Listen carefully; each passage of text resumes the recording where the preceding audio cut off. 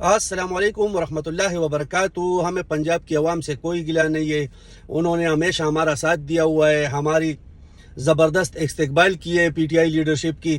لیکن ہم ایسے عورت سے کیا گلہ کریں جو مسلمان ہو کے کہتی ہے کہ ہم پہلے پاکستانی ہے، پھر بعد میں مسلمان ہندو سکھ وغیرہ ہے۔ ہم مسلمان سکھ عیسائی ہندو نہیں ہیں، ہم کیا ہیں؟ ہم پاکستانی ہیں۔ تو مجھے بہت خوشی ہے اس بات کی۔